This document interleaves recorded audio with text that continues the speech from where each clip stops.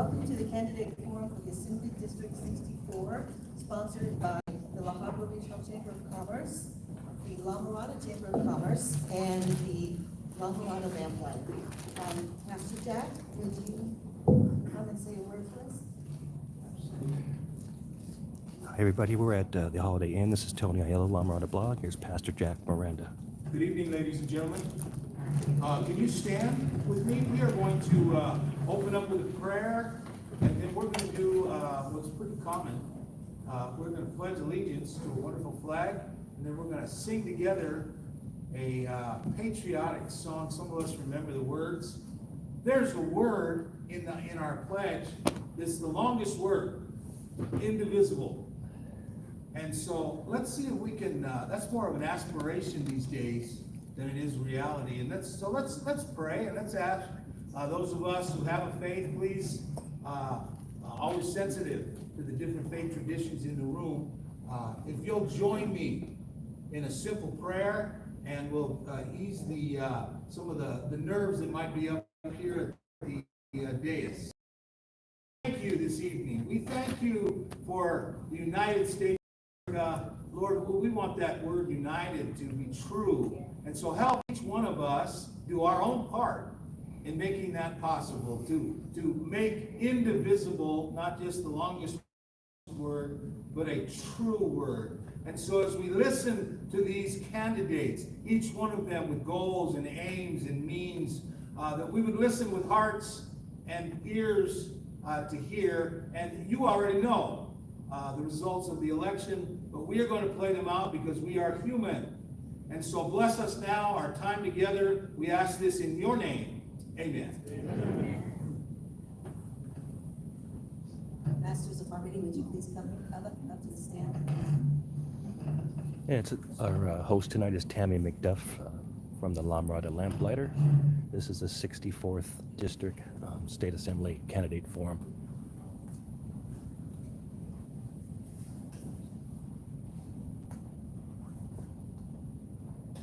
All right, would you please face the flag so we can do the Pledge of Allegiance? I pledge allegiance to the flag of the United States of America and to the republic for which it stands, one nation, under God, indivisible, with liberty and justice for all.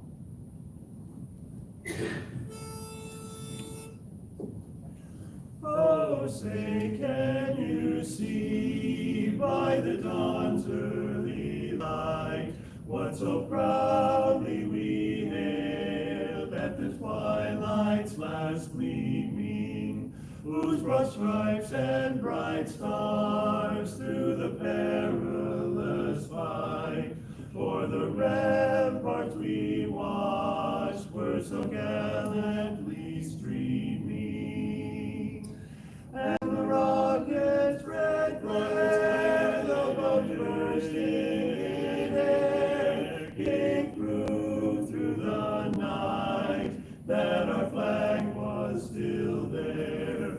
Oh, say, does that star-spangled banner yet wave for the land of the free and the home of the brave?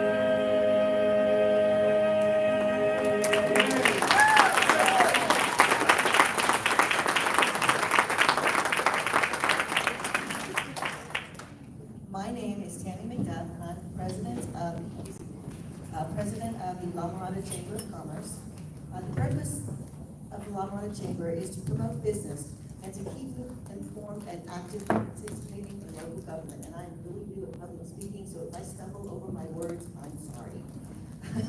I would like to take a moment to introduce Noel James, our executive director for the La Mirada Chamber of Commerce, Laviana, President and CEO of the Habra Regional Chamber of Commerce, Juan Lee, who is a resident of Habra Heights and the current chair for the Whittier Chamber of Commerce, and our moderator for the evening, and Jason Chong, our vice president of the La Mirada Chamber of Commerce. Jason, we have paper and pencils, so if there are questions that you would like asked or considered to be asked, go ahead and write it down and pass it over to to Jason, and we'll be taking a look at them, so please make it legible. We are nonpartisan. We do not support or oppose any political party or candidate. This forum is to provide opportunities for candidates seeking public office to take their case directly to you, to the voters. I would like to thank our community leaders for their support and guidance, and a special shout out to the sponsor, the Holiday Inn. Noel?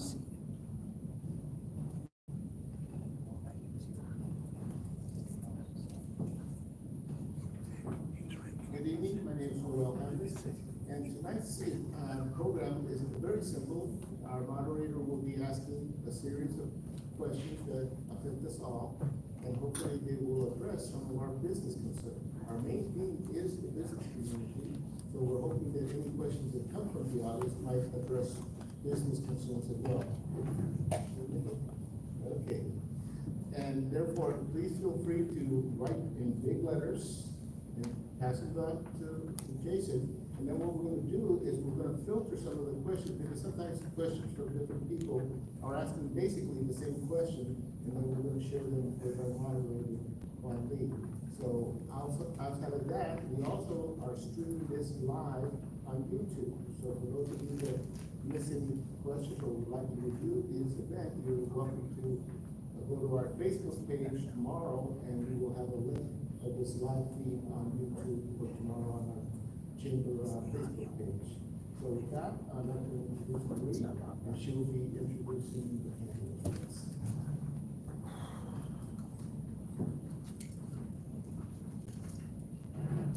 Good evening and welcome from the Habra Chamber of Commerce. I'm Marie, and I just want to thank every candidate that's here. They are being open with us and just willing to share a little bit about themselves.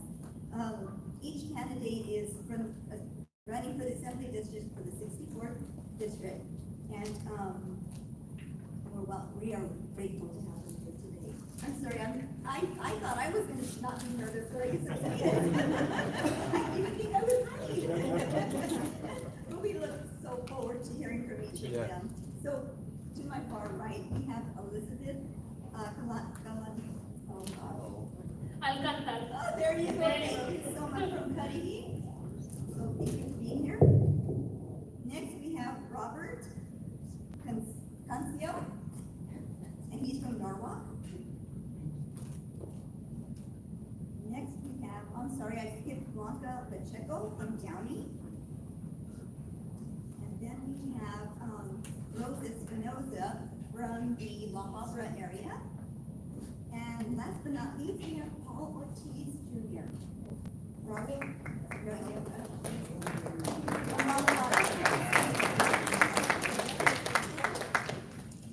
thank you very much. And I'd like to introduce Juan Lee, who will be our moderator this Very good.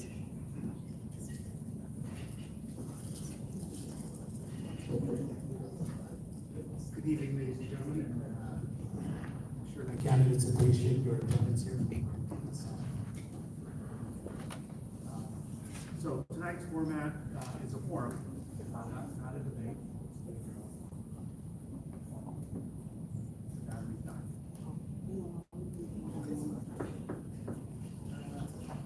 No bueno. That's it. Is that better? It's just pointing. So each candidate will be allotted 2 minutes to respond to the questions. And I'm going to start off.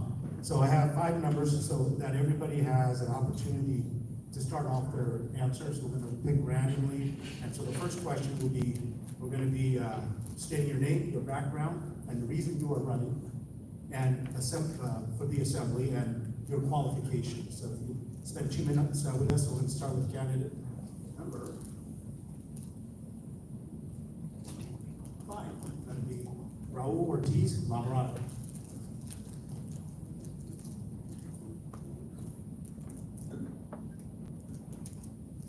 Good evening.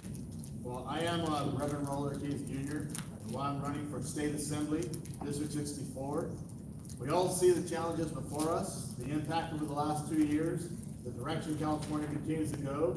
It is the need of a dire change, a brighter vision, a grander hope, filled with inspiration, creativity, and a fresh new look of the old paths that have made our nation and our state great. A new lens to see the possibilities as we steer California together to become golden again. By we the people of the United States, in order to form a more perfect union, establish justice, ensure domestic tranquility, provide the common defense, promote the general welfare, and secure the blessings of liberty to ourselves and our posterity, do ordain and establish this Constitution for the United States of America. Together we will ensure a restoration to our great Constitution, of our great Republic, of our golden state, of our great District 64. We will grow businesses and jobs in District 64 by cutting taxes, regulations, oppose further shutdowns, mandates, and government overreach, public safety, which affects our bottom line. And my qualifications is that I'm not a career politician. It's time for a change. New blood of concerned citizens. I've served my community here in Norwalk and La Mirada for 39 years as a preacher of the gospel of Jesus Christ. And I have 8 children, 6 girls, 2 boys, 4 granddaughters, and I fight for my children. And not just my children, but I'm fighting for all our children, because we need to make California golden. And if it's not golden, it's not going to be a very bright future. So together, let's determine to bring our hearts together to make the future golden for California and our children.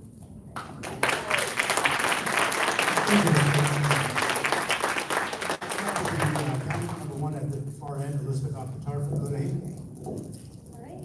Hello everyone, my name is Elizabeth Alcantar. I have the honor of serving the city that I was raised in as a mayor now for the 2nd time. On my day job, I work for a nonprofit doing immigrant justice work and educating the community about their rights, but also about processes and ensuring that they're able to reach their goals in terms of immigration. But I was raised in Cudahy by 2 Mexican immigrant parents who instilled in me that if I did the hard work, if I had a hard work ethic, if I did the right things, checked off all those boxes, then I would be successful. And so I went out to school, elementary, middle school, high school, college, following just that, ensuring that I studied hard, that I was involved in every club that I could. All my teachers knew me by my first name and my nickname and my everything. They knew my brothers because they I not only studied, but I worked multiple jobs. I knew exactly what hustling.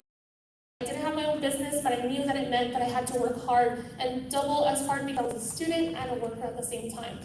So when I ran for council, it was something that was instilled in me to work hard, to listen to everyone, to hear them out, to ensure that we were able to build into the system that we have of government what the community wants.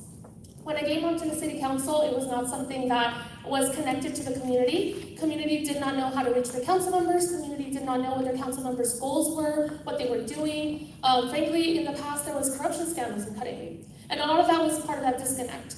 When I joined the council, there was also a lot of loss in businesses. We were seeing small businesses, large businesses leave the city. Now we're 2 years post-pandemic, we're 4 years into my council time, and I'm able to say that we brought in new businesses. We're going to be opening a Sprouts soon, a new Starbucks, plenty of small businesses as well. We were able to support small businesses throughout the pandemic and ensure that they survived.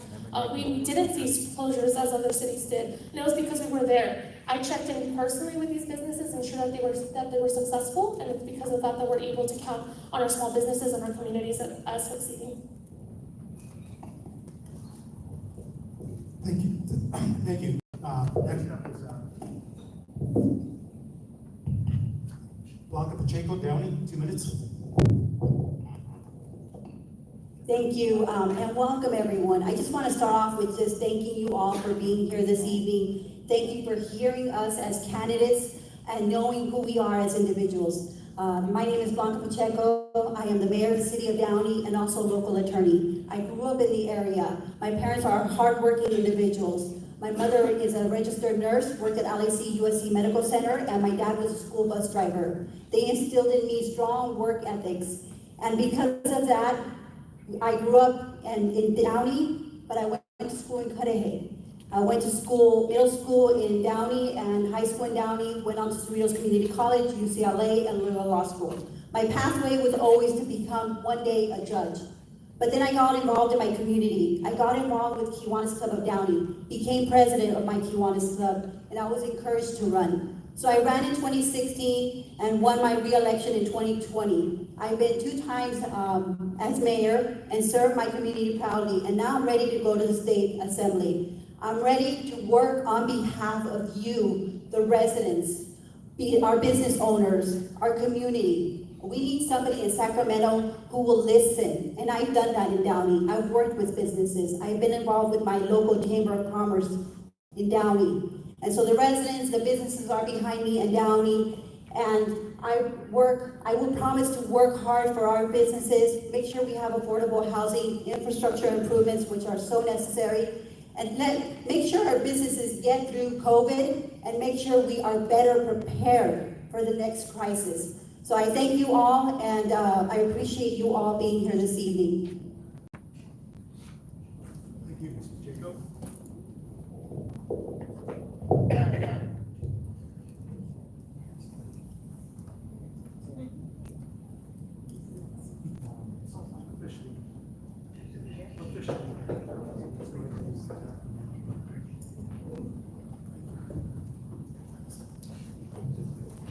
Okay, next up is Robert Cancio, Norwalk, 2 minutes. Thank you, Mr. Lee. Good evening. I am Dr. Rob Cancio.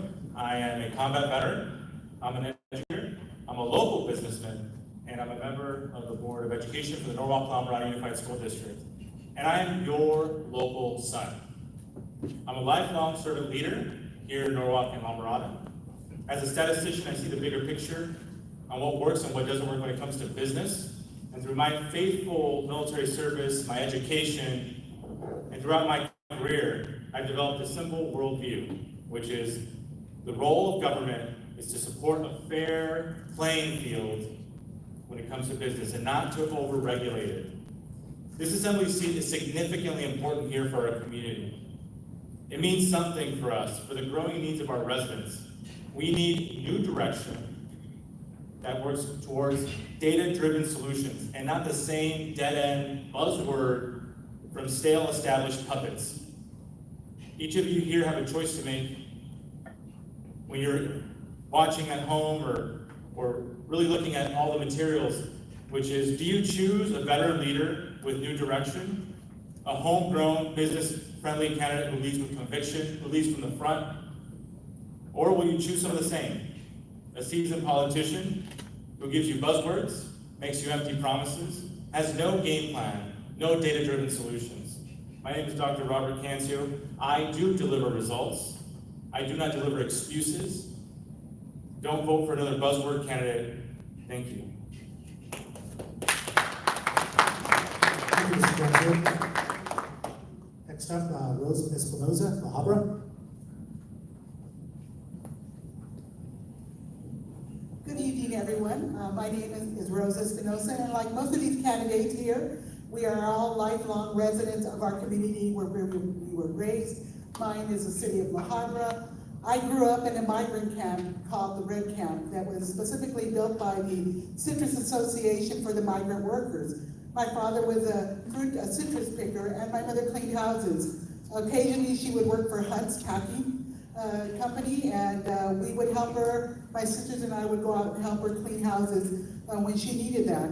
I was fortunate enough to go to K through 12 schools, unlike some of my siblings that attended segregated schools back in the 50s. So I was fortunate enough to go into school, get a degree, and I worked as a principal designer at Beckman Coulter. And then I became a homeowner. I was very, very happy to finally have my home in 1990.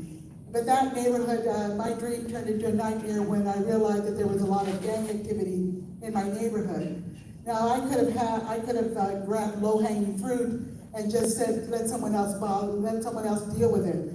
But I had a stake in the community. I wanted my neighborhood to be safe for my children and the other children. And what I did was I went from house to house and I asked resident members questions. In the end, I decided that I would open up my garage. That's all I had, was my garage to start helping kids. And I did that. My husband and I did that every day after coming home from work. But eventually, it became such a success story that I ended up going to the White House for for the volunteer work. The President Clinton gave me the 1,000 points of light, and then awards came after that. This is what I do. This is what I do. I continue to make a difference in the community. Economic growth is going to be, development is going to be a primary focus for the 64th district. The numbers have to change in our district, where 86% of the resident members are not renters but homeowners like me. Please continue to support me, and I look forward to the questions. Thank you. Thank you, Ms. Espinosa. Okay, so we'll have 3 separate questions that will come up, and each one of you will have an opportunity to just answer those questions 2 minutes, and there'll be a 30-second warning, and then to stop. And if you can respect the timers and the rest of the candidates, we would appreciate that. And without further ado, we're going to go into the number 2 question. So we're going to start with candidate number 2, Blanca Pacheco from Downey. So the question, if folks can take notes out, it's a little lengthy, but I think it's going to hit the point. The median home price in California has eclipsed $800,000. Tenants in the state are among the most cost burdened in the country, and each night more than 100,000 residents sleep outside or in their cars. Not because they don't have jobs. Some have 2 and 3 jobs, but because there is a crisis in California. California remains one of the most difficult places in America to build housing, causing a supply and demand imbalance. It is the leading edge of a nationwide problem that is pricing middle-income families out of ownership and has 1 in 4 rental households paying more than half its pre-tax income or rent on rent. It took California several decades to get into housing crisis this bad. Lofty rhetoric and promises for millions of units may do for a campaign slogan, but the reality looks more like a process of slowly digging out. So the question, what would you do to remedy this situation? And we're going to start with candidate number 2, Blanca Pacheco. Thank you, and thank you for the question.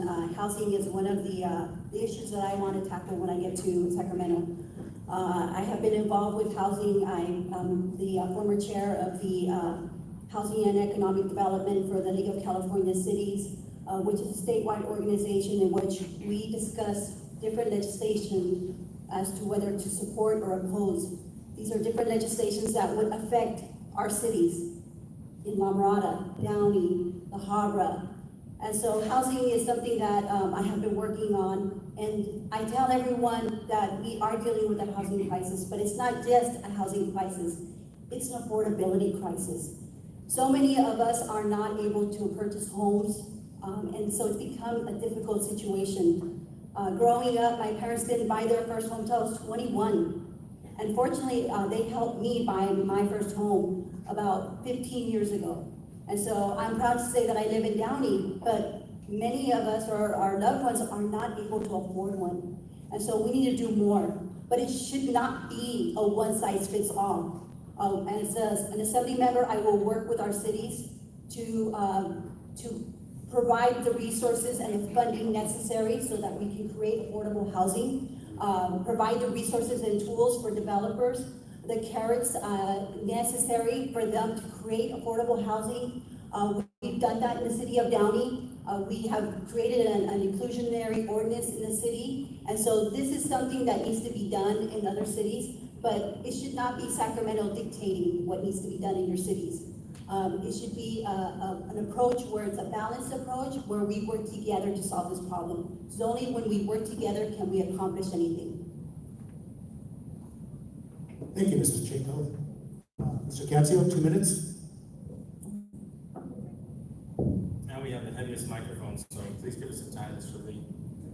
So thank you so much for the question. This is actually an area that I'm a subject matter expert in. Currently, I work for the largest mortgage industry company in the world. 80% of all the mortgages go through us. And so what we've seen is that state politicians, especially here in California, have not taken seriously the housing issue, the housing market. Any elected official and anybody here in the dais that confuses homelessness with mortgage, with housing industry, is wrong. They have no idea what they're talking about. These are completely different topics. We have to think about housing in terms of the industry market by itself, and then also the housing market and construction by itself. and we're talking about buying houses, that's significant. That means something here in this community that has the largest Gini index than any other district in the state of California. Buying a house means building the middle class. Making sure folks have a home to live, to call their own, is about building the middle class. That's how we build wealth here in the Golden State of California. And one of the plans, I'm actually going to give you a plan, one of the ways that we can think about allowing people or giving people the opportunity to buy a house is how we qualify people for loans. As of 2008, and even with the COVID pandemic, we saw people suffer. Their credit suffered. It was significantly difficult to have good credit scores. But why do we use age-old solutions and age-old equations to give people an opportunity to buy a home? It's very antiquated. If we want to put people in homes, we have to think clearly about what are solutions to putting people into homes. Not just saying, we're going to work and we're going to go to Sacramento, we're going to get it done. No, we're going to get it done by rethinking how we put people in homes. Thank you. Thank you, Mr. Pacheco. Apologies. Mrs. Espinoza, 2 minutes, same question. As I mentioned earlier, I purchased my home in 1990. It was a home that was built by a nonprofit organization, Neighborhood Housing Services. And if it hadn't been for them, I would have never had a home. And now I have a second home because I have equity in the first home. In the 50s and the 60s, there was a boom of construction taking place. And then it slowed down, and buildings started to slow down. And what happened was that there was federal loans, subsidized loans, but they were offered only to a certain class of people. The people of color were not allowed to have subsidized loans provided to them, so they were left out of the loop. Now we have to level the playing field, and we have to streamline the process where we allow people to purchase a home and make it affordable for them. Probably housing trusts that are available as well. But there is a supply and a demand. There's not enough supply, and we have to build the housing that we can possibly build, affordable housing. And this is what the governor's doing right now. I mean, it's mandating every city to build homes, affordable, medium, and low income, different levels of home. A percentage of each home has to be identified in your cities. Every city has to build X amount of houses. Our city of Bahabra, because we do have affordable housing, we are only required to build 804 homes. You should look, there's some cities that are required to build 1,500 homes, 9,000 homes. But it will be allocated affordable, high income home, middle income, very low income, and I will continue that process to make sure that individuals get to an affordable home, like a dream home like I do. Thank you.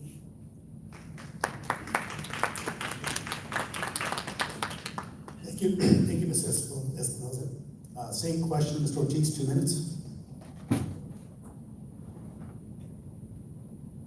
Grew up here in Norwalk. I was moved into the city when I was 13, and my father was a very, very hard worker, and he never got the opportunity to own a home. And when I was able to purchase a home here in La Mirada about 14 years ago, it was a big deal, and I was very thankful for that opportunity. But the way I see it is that, you know, we really have to support, and we've got to tackle the affordability crisis by first incentivizing the construction of new housing and allow more opportunities for homeownership and access to rental housing. And we got to advocate and reduce and eliminating high taxes and fees. So a lot of the stuff that's going on too is that the taxes, we're at 13.3% in taxes. And our legislators want to increase that to about 17%. So with all these taxes becoming harder and harder for middle-class Americans to go out there and afford homes. And so that's what we need to do, is that we need to tackle the situation, incentivize construction, and build more homes and affordable housing for our people who really want to get out there and buy a home, get a home for the first time. Thank you, Mr. Ortiz.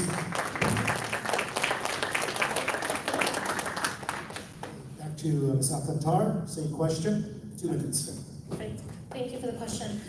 So you all are small business owners. You know that if something is out of stock or there's less of it, the price goes up, right? When we look at the housing, and I check Zillow every single day for both rentals and for sale homes, there are 0 homes available in my city. What does that mean? That the one home that pops up maybe once a week, it will be that much more money and it will go that much quicker.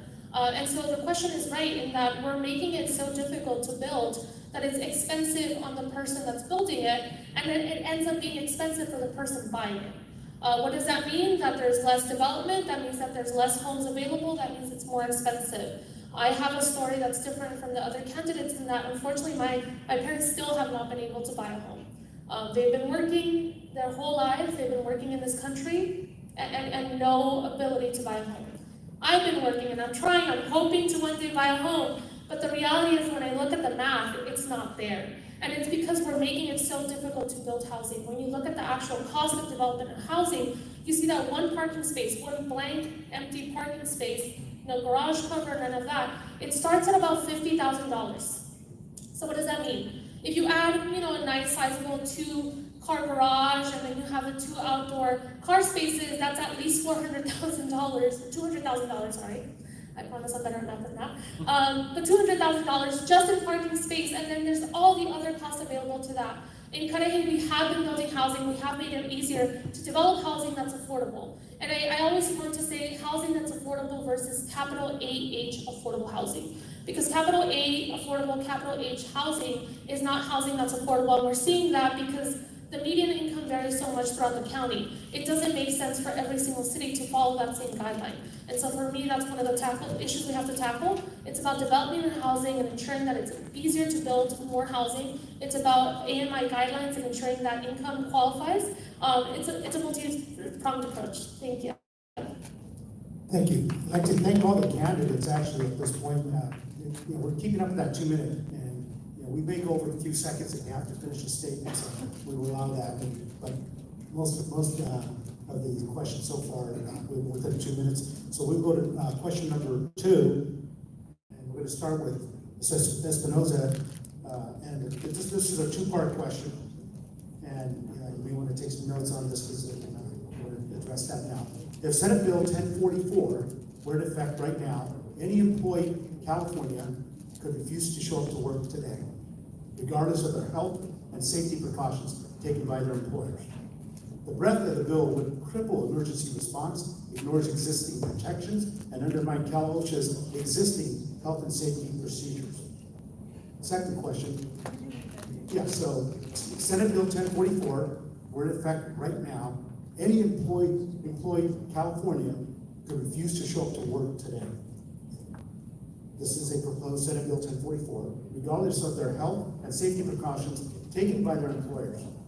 The breadth of the bill would cripple emergency response, ignores existing protections, and undermines the Cal OSHA's existing health and safety procedure. Part 2 question. There is a consideration for a 32-hour work week being proposed. This would have a significant impact on businesses, as costs of labor would skyrocket and put most businesses out of business, especially the hospitality and the restaurant businesses. What is your position on this proposal for 32-hour week? So 2 parts. First is Senate Bill 1044 regarding employee not refusing to show up to work, and then part 2 is the proposed 32-hour work day. And we're going to start with Ms. Espinosa. 2 minutes. Okay, I'm not familiar with Senate Bill 1044, so I will do the research on it, but if it means that an employee can refuse to show up, you as an employer have the option to lay them off as well. I mean, I'm not sure the details of the 1044, like I said, but it's all up to, see, right now, what we can do is, there is what we have the Great Recession, then we have the Great Resignation. Now, people are having the Great Renegotiation. Employees are able to negotiate what they want because they know that the industry is in dire need of employees at this point in time. So I'm like, you need to do what you need to do, but there are other individuals that are going to willingly step up and work the position that is being left by another. And as I said, I'm not familiar with the SB 1044, but this is what it means to me, just common sense. Let the individual leave and hire another person. I mean, this is a great renegotiation. And you're at a point where you're going to have to negotiate with the persons that you're hiring and firing. As far as the 32 work week, I like local control. I like control where the companies can take charge of what they want. I know that in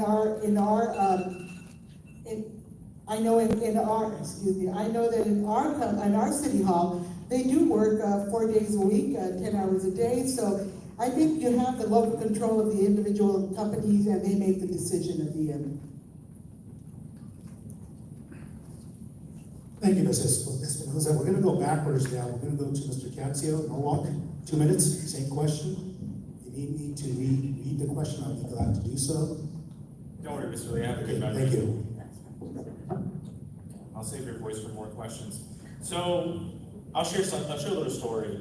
My sister, actually I'll go back. My brother is a police officer in South Cape PD. He's in Border Patrol, so please make sure to stop on your stop signs and don't run a red light. My sister is a jailer for LA County Sheriff's Department. So if my brother decides not to show up to work, what then? Will people stop in front of school? If my sister decides to stop to go to work, who's going to monitor the inmates? So I do not oppose either of them. I don't oppose Senate Bill 1044. I do not support Senate Bill 1044. I do not support the 32-hour work week. It all comes, since we're all talking about business, it comes to ROI.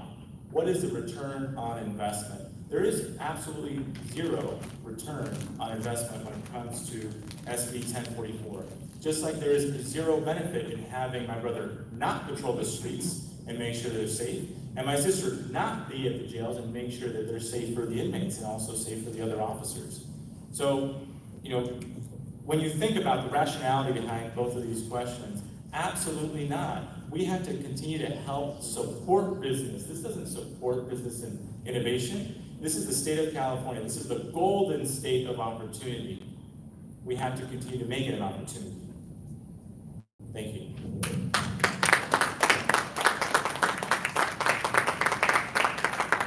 Ms. Pacheco, 2 minutes. Thank you, and thank you for the question. So currently, for our businesses, we're dealing with a situation where we see restaurants hurting because they do not have enough employees. We see that in many industries, in the hospitals, not enough nurses. And so what we need to make sure is we need to make sure that people show up. Unless it's a health concern, we need people to show up. For public safety, police, firefighters, our healthcare providers, people that are employed by restaurants, by our businesses, we need for them to show up. So I would not be supporting something that would allow employees not to show up. And as to the 32-hour work week, we need to see if it makes sense in that business, in that industry. Only you know, as a business owner, what makes sense to you. If it doesn't make sense for you and your business, then it doesn't make sense. To make it a uniform bill that would apply to all types of business makes no sense. And so I would not be supporting this bill if it applies universally, because this would be unfair, it would be unjust, and it would jeopardize our businesses. As mentioned, as written, I would not support either of these bills. Thank you, Ms. Pacheco.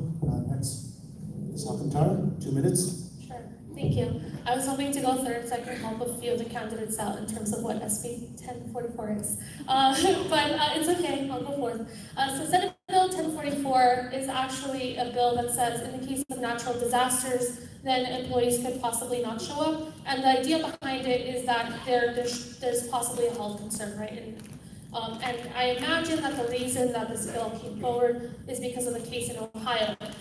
In Ohio, there was a tornado happening, and everyone was told, the alarm bells were ringing, that there was going to be a tornado hitting that was going to be hard enough to at least affect people's lives. At that moment, the employees were not allowed to leave. It was an Amazon, I believe, distribution warehouse. And so employees were not allowed to leave, they stayed, a few died, a few lost their lives because of that. And so I think that when we talk about bills like this, it's important to recognize that there is also a livelihood part of it and ensuring that, folks are able to survive.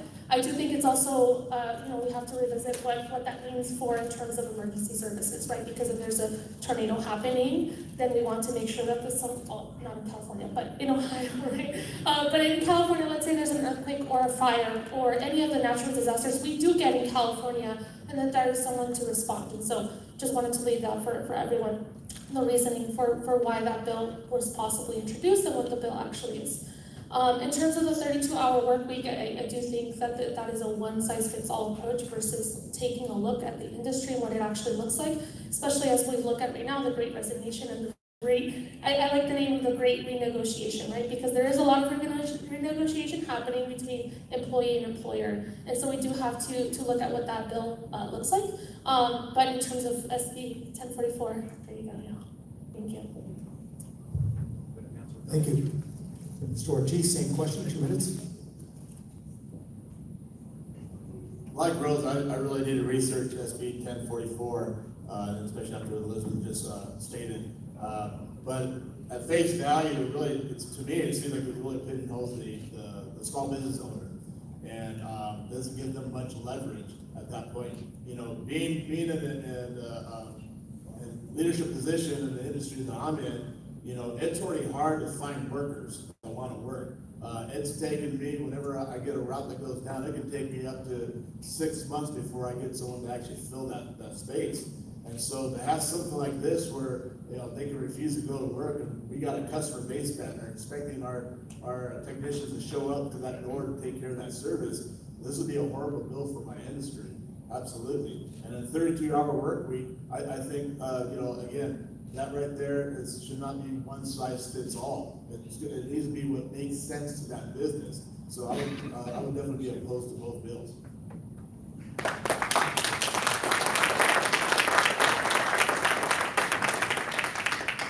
Thank you. This is an opportunity for the guests here. If you have not filled out a 3x5 card there with your question, our folks up in the front are reviewing those to consolidate. So we have one more question, and then we'll go to the questions from the audience. Number 3. Okay, so Mr. Cancio, you'll go first. California is considered to be one of the highest tax states. Recent crises around the world has caused fuel costs to climb significantly. A solution to alleviate the fuel cost to put the pause or repeal the 40-cent tax. What is your position on this issue, and what would you do to alleviate tax issues? 2 minutes. Thank you, Mr. Wu, for that question. It's actually something I'm very passionate about. Gas prices, they are very expensive. I don't know how many people here could actually fill up their gas tank, but I'm going to give a geography lesson to help out my colleagues here on the dais and talk about issues of California, not issues of Ohio. Here in California, we have natural resources that we should be using. They give business opportunity. They give opportunity for us to be able to fill our gas tank up. And so I really think that we have to take a step back and take a leap forward. Here in the state of California, we have not allowed industry to really go forth and provide new and creative ways about what is business innovation and labor opportunity. And so gas is a perfect place that we can have that discussion. We need to be producing more gas so it's affordable for people to be able to fill their gas tanks up. We need to be able to we need to be able to provide more jobs in the industry so folks are able to have a good paying union job. We need to make sure that here in California, people can get to and from work. And so I wholeheartedly support the idea of innovation, new business strategy, that continues to tap into our natural resources here in the state of California. Thank you.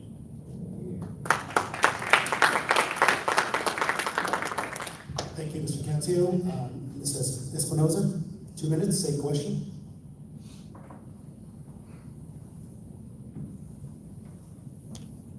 I would, one of the things that the Orange County Register asked me is what would I do about this gas tax? I would put it on hold and wait until we can get to a good economic situation, and then possibly think of bringing it back. But we also have to look at clean energy. And we also have to look at our carbon footprint. The less with carbon footprint we have, how are we gonna do that? We have to build the housing close to the workplaces that individuals have to make it more walkable, instead of having to drive their cars like some of the candidates did that came all the way from Cudahy. I mean, the gas that candidate had to waste to come over here. If we had more clean energy, if we had a workplace, and then more broadband where individuals can work from home instead of having to drive. I mean, this pandemic opened up the opportunity for people to stay at home and work at home. Now, why would they want to go back if they can afford to, and they can do their work at home? That's less of a carbon footprint, which means less gas demands. And that's what I think that we should look at. We should look at the broader opportunities that we have, and not focus so much on the gas that we have to pay, but create some other ways, other changes like clean energy, working close to home, broadband to provide individuals to work from home as well. Thank you, Mrs. Espinoza. Mr. Ortiz, 2 minutes, same question. Those are stated long-term goals that we need to go that direction. But something for right now, immediate, where it would be felt by the average middle class America right now, is that suspension on that gas tax, it's like a 51.1 cents per gallon. That should have gone through, because families right now, with all the hyperinflation that's going on right now, the cost of just going to the grocery store, you're walking out with a bag of groceries and it's $100 and you're just carrying one bag. Everything's driving, the cost is being driven up because of the delivery, because the gas prices are out of control right now. So in order to have the immediate impact for every family, we should have gotten that bill passed that Kevin Kiley presented. That would have been something immediately felt by every Californian here in the state. Instead, they're going to push it off, maybe do a $400 in July and another $400, you have 2 vehicles later on. But by that time, the gas prices, that $400 is probably going to fill up your gas tank twice. Twice. I mean, I spent for my SUV, it was like about $125. It actually cut me off. It turned off. It didn't go anymore. I still got to put some more gas in there. So I don't know if they're rational or not, but again, to have an immediate impact on all of our lives, we need to suspend that tax right now.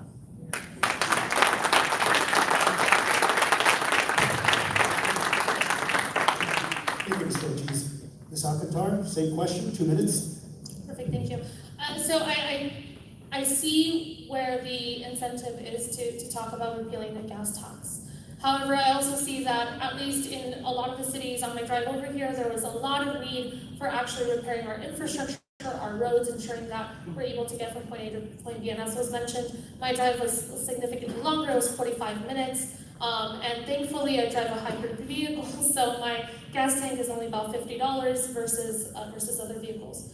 However, that does mean that we actually have to look at solutions for the now and for the future, because the reality is that we are on a finite resources. We can say as much as we want that it's a natural resource in California, but the reality is that it is a finite resource. And we're seeing that not only here in California, but throughout the globe. And that's a reality, whether we want to face it or not.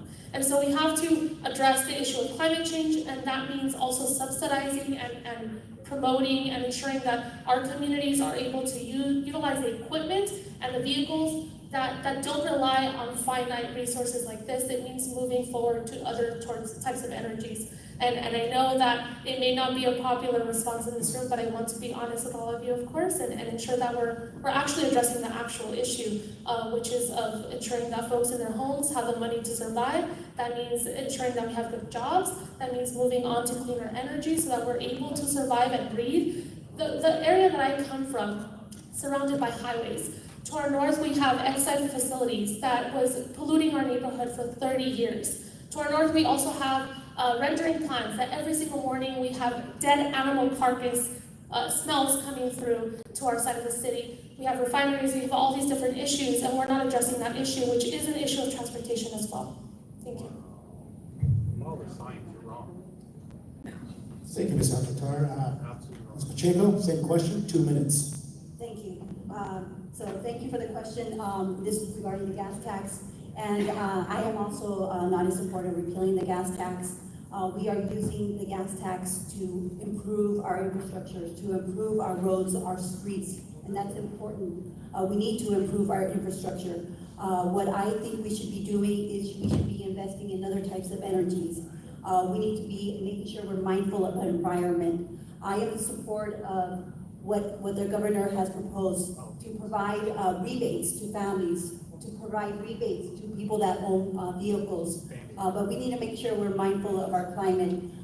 We need to make sure that we start reducing our carbon footprint. We need to start getting away from our reliance on fuel. But we need to be mindful of all the working class families that do have jobs in the gas and fuel industry. We need to make sure there's a transition, but we need to be mindful of that transition. As to any new taxes, we need to make sure that it doesn't impact our businesses as well. We need to make sure that our businesses don't suffer and our businesses don't leave the state. But as to the question, the specific question as to this gas tax, the only reason I'm not in support of it, repealing it, is because of the infrastructure and the reason why we have this gas tax. No new taxes. No new taxes. No new taxes. This is a forum, please respect the candidates. Give everybody respect. We will have an opportunity to have individual conversations with the candidates after this forum. They can need to stick around 15, 20 minutes, or you can continue at the restaurant to support the business since they facilitated the Holiday Inn for us to have this forum. So please respect each other, respect the candidates. We're going to go into some questions from the floor. We're going to give you a minute because I'm going to address both of these questions that came up rather than just one. So starting with Ms. Alcantar, the first question. Crime has increased due to restrictions on law enforcement and the lack of accountability for so-called lower-level crimes. How do you plan on bringing back public safety, support law enforcement, and create a sense of safety in the community? 1 minute. Sure, thank you.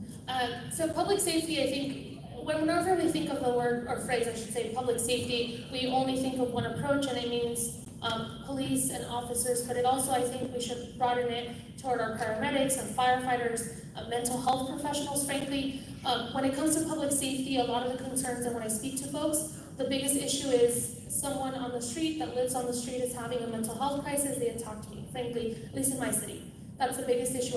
One of my commissioners was riding his bike over the bridge, and a man experiencing homelessness came up to him and knocked him on the head. He fell off his bike and opened his head up, and that was a big issue for him, obviously, health-wise, right? He had to go to the doctor, get stitched up, everything.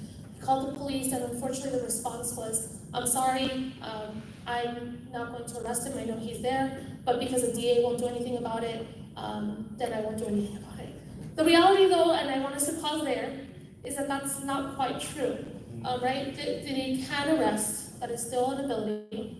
The next process, 1 minute, I forgot. So basically, it's a multi-legged approach. Thank you. Thank you. Ms. Pacheco, same 1 minute, same question. So public safety is something that's important to me. I am endorsed by law enforcement. In Downey, we have our own police department. And so I believe in providing our officers with the resources that they need, with the funding that they need. We hired 10 new police officers in 2016. And we have a great police department. I'm not saying that any other police department isn't great, but I do know my Downey PD, and it's about community policing. It's about them being out there. But we do need to be tough on crime. We need to make sure misdemeanors are filed. We need to make sure that people are held accountable. These are quality of life crimes. If we continue not filing on quality of life crimes, things will progressively get worse. So as a state legislator, I will make sure that we are tough on crimes. We are tough on the smash and grabs, on the catalytic converter thefts, and also the street takeovers. So I thank you for the question. A minute goes by really quick. Thank you. Mr. Cancio, same question, 1 minute. Thank you. I am also supported by local law enforcement, and as I mentioned earlier, my family's in law enforcement, and I want them to come home safe. So I'll make it really easy for everyone here. Number one, out for Gascon, and no to defund the police. When it comes to funding for law enforcement, public safety, it really is a triage. It's really simple. It's about training, it's about retention, it's about retirement, making these jobs attractive for folks, making sure that we provide high quality opportunities for folks that are in law enforcement, safe opportunities for law enforcement, and adequate training for our law enforcement agents to serve our communities. Thank you.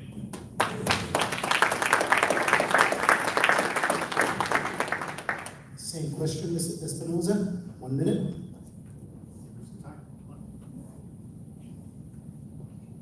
In North Orange County, we took a different approach.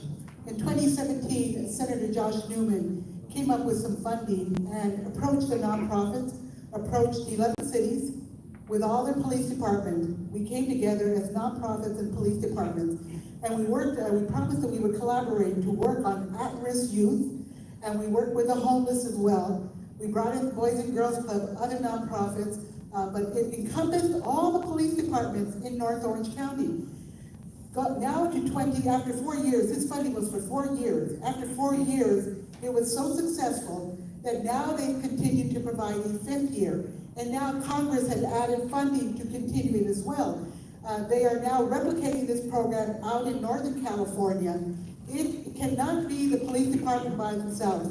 There are organizations out there that can help as well with helping to make sure that these at-risk kids don't turn to crime, and nonprofits that are helping the homeless, and nonprofits that are helping other individuals that are falling into this kind of environment.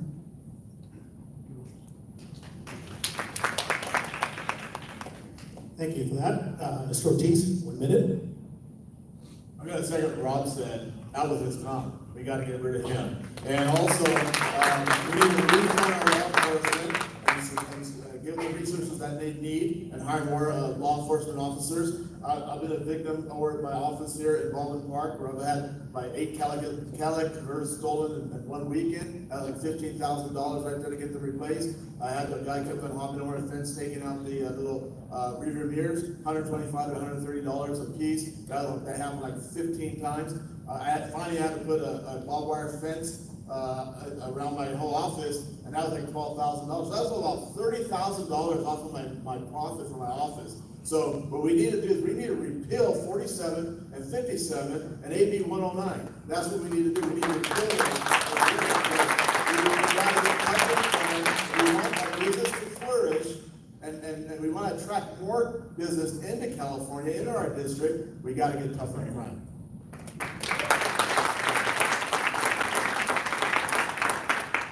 Thank you. The next question, we're going to allow you 1 minute, but you can choose either of the topics. Okay, so the first topic, what specifically would you do to make District 64 a business-friendly district? Second question, what are your thoughts on living wages? We're going to start with Ms. Alcantar at the end. 1 minute. Thank you. Okay, so in terms of making our entire district a business-friendly district, as I mentioned, in Cudahy, we were losing small businesses, large businesses. They were all leaving the city, frankly, 40 years ago. So even pre-pandemic.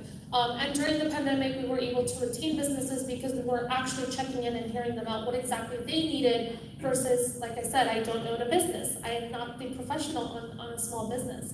I need to reach out to our small businesses, to our restaurants, our convenience stores, our gyms, our grocery stores, and seeing what they need and what support they need. And so part of that was, for example, putting a cap on those third-party app delivery services because they were charging 30, 40, 50% of every single order. Our small businesses recognized that, and they were so thankful because that really helped their bottom line. They were able to promote their business through some of these apps, but not be charged an arm and leg at the end part. So I think that's something we should revisit at the statewide level. Thank you. Same 2 questions. Ms. Pacheco, 1 minute. You can pick either the business-friendly or living wage question. Thank you. In Downey, we are a business-friendly city. And so when I was mayor in 2020, businesses were important to me. Businesses were shut down. And so in March of 2020, I encouraged my city council to create a moratorium against eviction against commercial tenants. It wasn't just residential tenants I was worried about, but it was our small mom and pop business owners that may forced to be evicted from their commercial units because they couldn't afford it. And we also provided grants to make sure that our businesses survive. And so what we need to do is we need to continue providing the resources and the funding needed for our businesses to continue to survive. We're still not yet over COVID. We're still dealing with it. We're still dealing with the consequences of it. And we need to make sure that we're ready for the next disaster that hits so that our businesses are better prepared. Thank you. Thank you. Mr. Cancio, same two topics. Pick one or the other. Thank you. I'll keep with the theme of the debate today, and also with in conversation with colleagues here in the dais. And so for me, in supporting business, it really comes to three things. Number one, how do we digitize business? It's been a conversation that all Chamber of Commerce across the city of California are talking about. Right? How do we modernize business, and how do we make it easily receptible when it comes to the modern age, especially post-pandemic? So that goes into my second part, really thinking about what mental health means to a small business.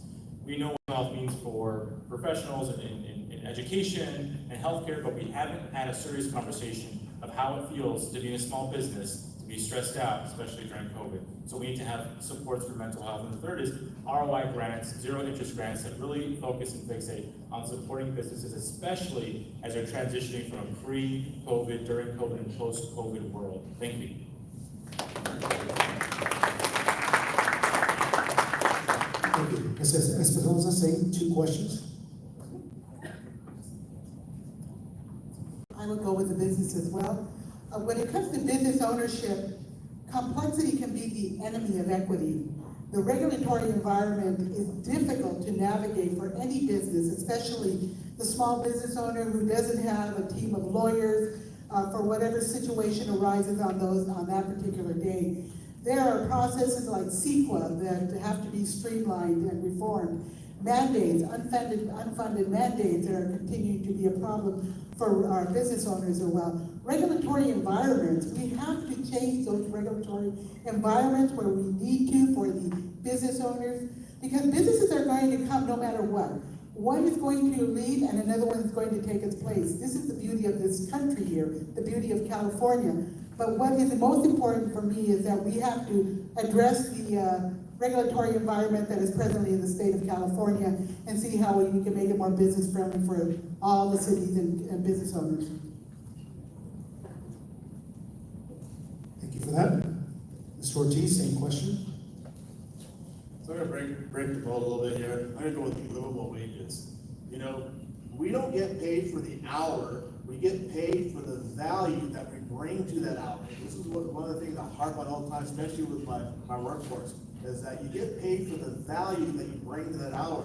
So what we need to do is that we need to invest in our workforce, and we need to bring back the trade schools in our schools as well, because we need to skills that are more valuable. So when they go out into the workforce, they have more skills and more value to bring, and the marketplace, this is the law of compensation. If you read John Maxwell's books, you'll find out the 21 irrefutable laws. One of them is the law of compensation. The more valuable you become, the marketplace is going to reward you. So this is a process. So we need to reinvest in our workforce and our people by having trade schools, by giving new skills and training, and incentivize business owners to have internships as well for training. Thank you.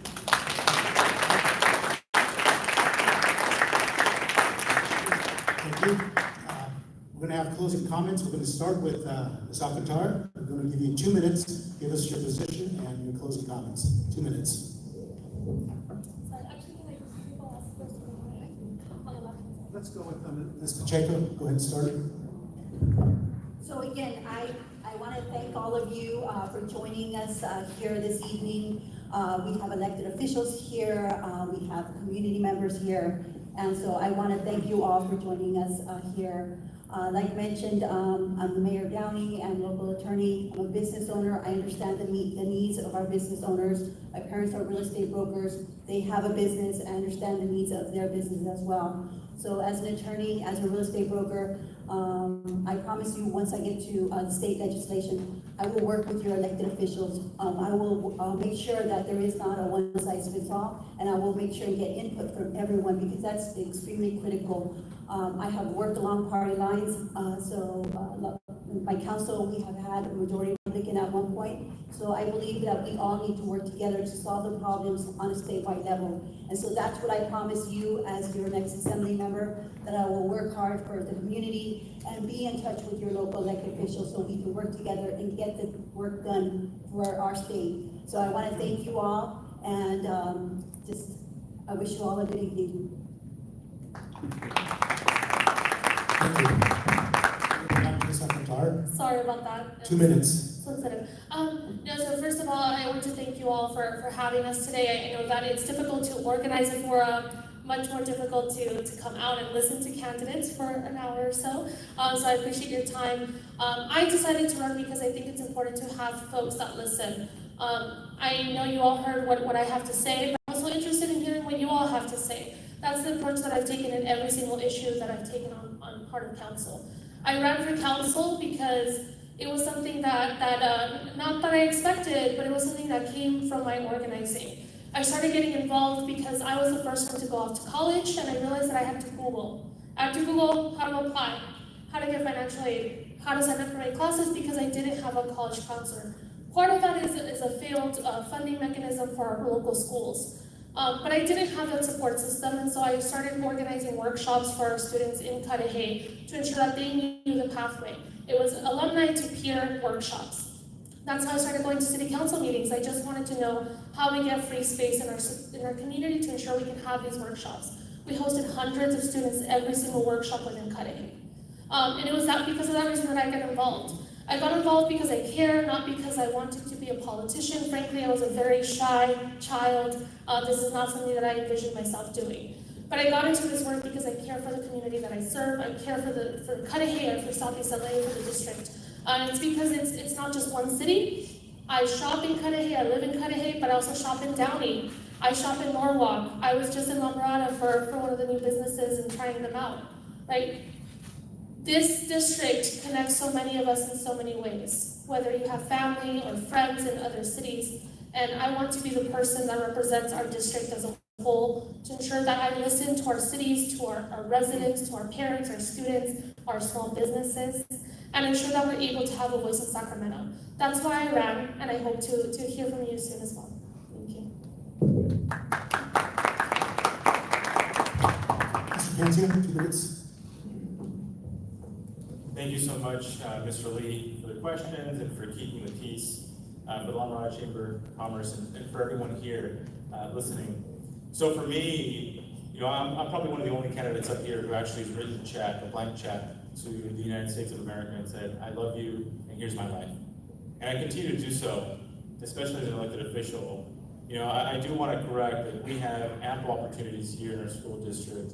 We don't need to increase new taxes, especially when we have the state of California dishing out $20 billion for free projects. There should not be increases in taxes. There should not be foolish ways of thinking or buzzwords when it comes to a lot of these policies, because people matter. It's significantly important. Every decision that has to be made in Sacramento is a sense of urgency, and that's exactly how I take my duty as a school board member. I'm in charge of 17,000 dreams, multiple generations, and I ensure that every decision I make, I do it with a full heart. This is the community that saw me grow up. This is the community that saw me fail. This is the community that saw me go from a 1.5 GPA student not too far from here to a doctor and to a school board member for the Norwalk Unified School District. I made it here because this community helped me. And for me, this is what my duty is. It's to my people, my community, to ensure that we have prosperity. Thank you so much.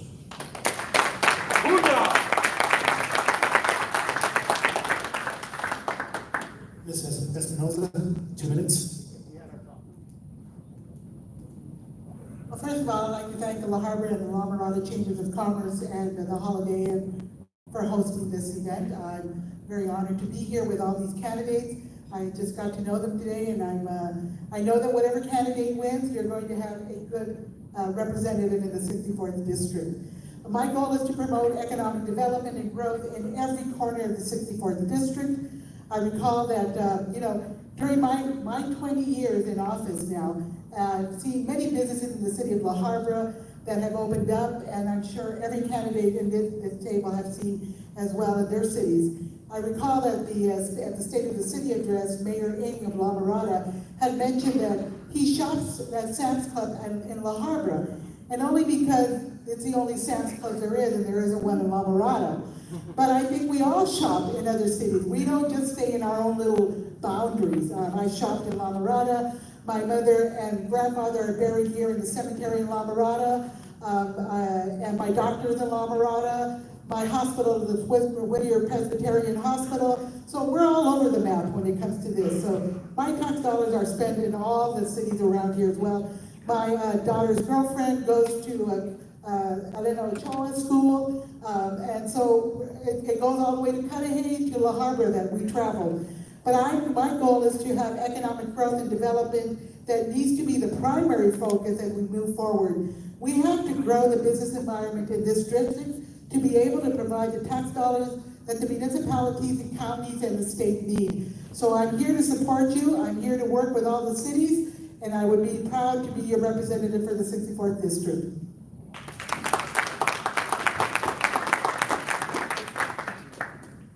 Okay, Mr. Ortiz, 2 minutes. Well, I thank everyone for being here tonight, and I truly appreciate this time. It's the first time I've been involved in something like this, and I trust that our message resonated with you tonight. And allow me to say this: I'm not here to lead anyone. It's not about me. It's about you. It's about you and you and you, the people. That's what it's about. I'm here to serve you and your interests. And together, we will level up our education, bring safety back to our communities and streets, and revitalize our economy so that we can attract a new gold rush of businesses coming back to California. I'm part of a coalition of 3 other candidates that make up the You First campaign. Eric Ching, Mayor of Walnut, right back over here, running for Congress, District 38, whom God gave the slogan, You First. Mitch Clemens for State Senate, District 30.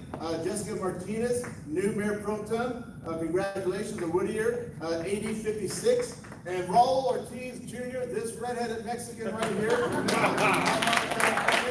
State Assembly 64. And together, the You First candidates, it's God first and you first. Serve God, serve you. God bless you. Thank you so much for this opportunity.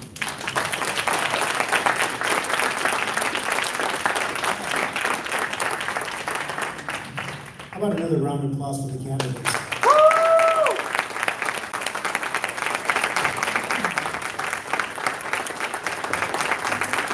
So we're going to close, and on behalf of La Mirada Chamber, Bahabra Chamber, thank you for facilitating this, and I hope you as an audience was able to get a good feedback from the candidates sharing their story. Thank you, enjoy. We're going to have about 15-20 minutes to share. You can spend time here with the candidates, or go to the restaurant to support the restaurant. And thank you again. Good evening. Woo!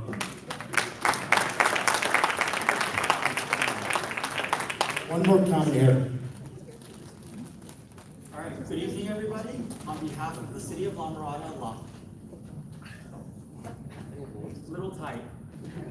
Good evening, everybody. On behalf of the city of La Mirada, La Habra, and La Mirada Chambers of Commerce, and the Mirada Lamplighter, I would like to thank each and every candidate for their insight, honesty, and all our guests who attended, and to tell all our volunteers who helped make this forum a success, and a special shout out to the timekeepers, Mirada Ebel, and our moderator.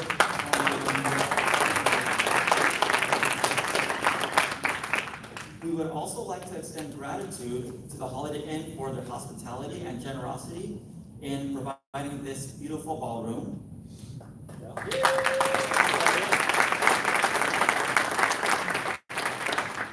Many of our candidates here tonight will be available for more in-depth discussions of what's important to you at the 1260 pub right next door, down the hall.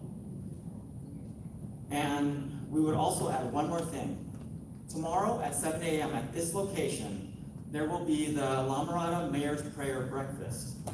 So we'd like to extend the invitation for everybody here to also attend by going to the website lmmpb.org for additional information and for tickets.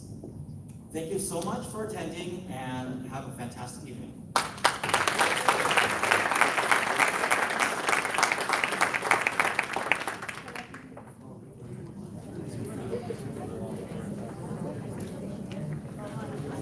Okay, hi everybody. Tony Ayala, La Mirada Blog. Thank you for joining us here tonight. We want to thank all the candidates for showing up tonight. Elizabeth Alcantar, Rob Cancio, Raul Ortiz Jr., Blanca Pacheco, Rosa Espinosa, and Anna Valencia was unable to join us tonight. Again, you can watch this immediately following. It'll be archived and you can watch the replay. Again, thank you for joining us and we will talk to you all later. Have a good night.